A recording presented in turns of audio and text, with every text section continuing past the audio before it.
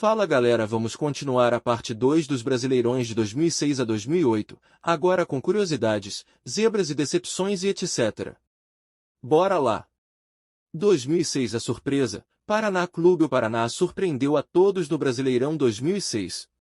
O tricolor da Vila, treinado por Caio Júnior, fez uma campanha incrível e alcançou uma das vagas para a Libertadores de 2007, com o time terminando em 5º lugar. A vaga paranista só foi possível graças ao Inter, que foi o campeão da Libertadores e terminou no G4, que fez com que abrisse mais uma vaga, e o Paraná foi o beneficiado. A decepção, Palmeiras e Fluminense. Fluminense. O Flu chegou a ser líder do campeonato logo no começo, e frequentou o G4 durante boa parte do turno. Mas após o time perder algumas peças, e entre eles o jovem lateral Marcelo para o Real Madrid, o tricolor carioca decaiu pelas tabelas e passou a lutar para não cair.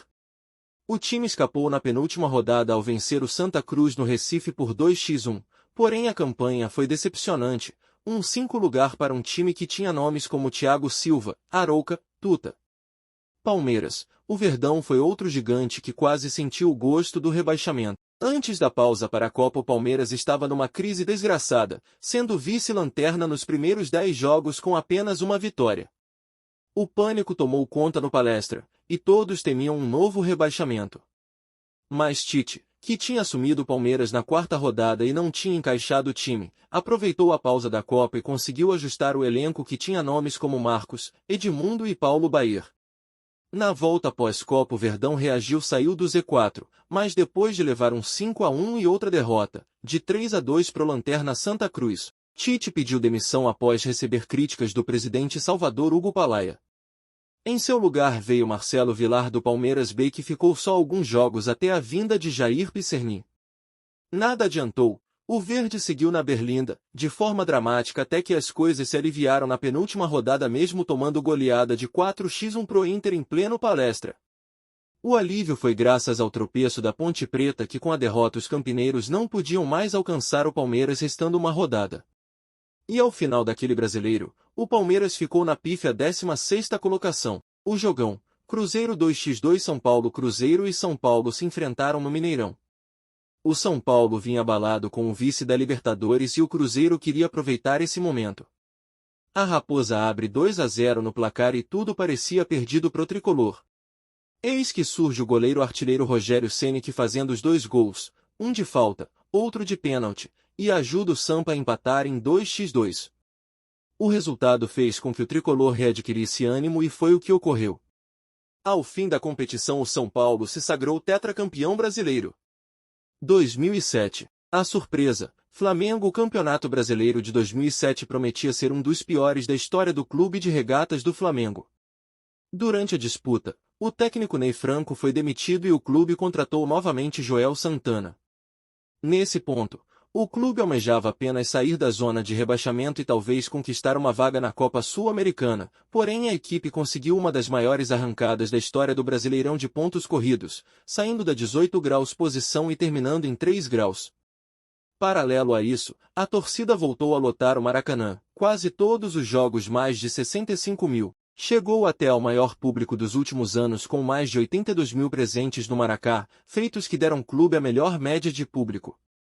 Ali o Flamengo foi embalado pelo hit Festa na Favela, uma adaptação da música Poeira de Ivete Sangalo.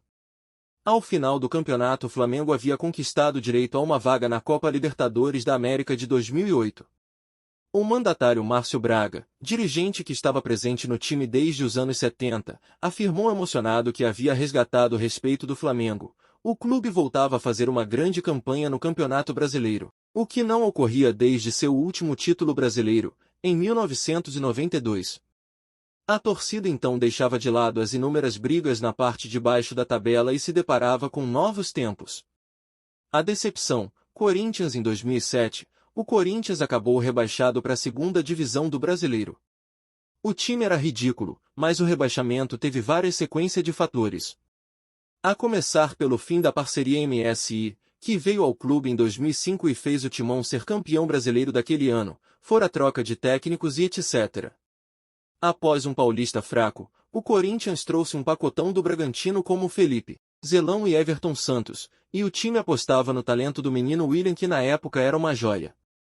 O turno corintiano começou até bem com o time sendo líder em algumas rodadas, mas depois o Corinthians cai de produção e passa a brigar para não cair. Carpegiani cai do comando, e Augusto da base assumiu o time em alguns jogos até que Nelsinho Batista chega para salvar o Corinthians da queda. Nas últimas 10 rodadas o Timão seguiu lutando para não cair, e de destaque uma vitória de 1-0 no rival São Paulo em pleno Morumbi, porém o time chega até a última rodada com risco de cair. O Corinthians só empata com o Grêmio em Porto Alegre, vê o Goiás vencer o Inter e assim o Timão era rebaixado para a Série B pela primeira vez. O jogão: Palmeiras 3x2 Vasco, Botafogo 0x2 São Paulo, Flamengo 1x0 São Paulo. Palmeiras 3x2 Vasco. Palmeiras e Vasco mediram forças na 14ª rodada no Palestra. Ambos os times estavam na parte de cima e queriam vencer para tentar encostar nos líderes. O Vasco abriu 2-0 e parecia que venceria o rival verde. Mas o Palmeiras com muita raça venceu o Cruzmaltino de virada por 3-2. Ao fim da competição o Verdão terminou em 7º lugar enquanto que o Vasco ficou em 1-0. Botafogo 0x2 São Paulo. 17ª rodada do Brasileiro e era o duelo do líder São Paulo contra o vice-líder e separados só 2 pontos.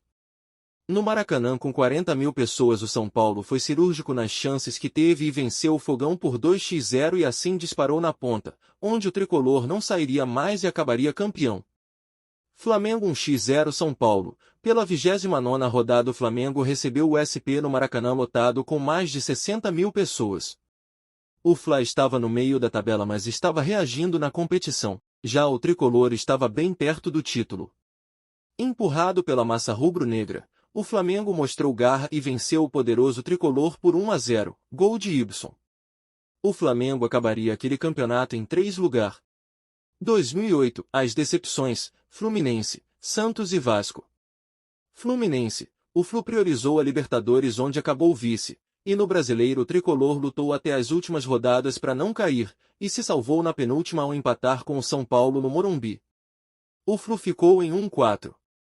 Santos, o Santos tinha um time fraco em 2008, mas o único que se salvava naquele time era o artilheiro Kleber Pereira.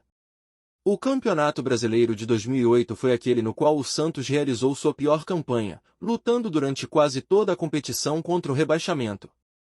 Ao final do torneio, uma difícil 15ª posição, apenas um ponto acima da zona de rebaixamento. Como destaque positivo, os 21 gols do atacante Kleber Pereira, um dos artilheiros do campeonato.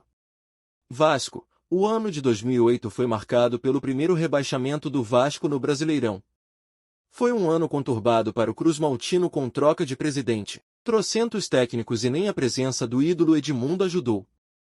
O time até chegou a ficar no meio de tabela, mas depois foi ladeira abaixo até o pior ocorrer.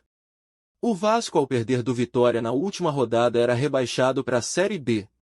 O jogão: Portuguesa 2x3 São Paulo. Pela 34ª rodada a Portuguesa encarou São Paulo no Canindé. A Lusa lutava contra o descenso e o tricolor era líder do campeonato. Em um jogo movimentado São Paulo venceu por 3-2 na base da raça e encaminhava o Hexa.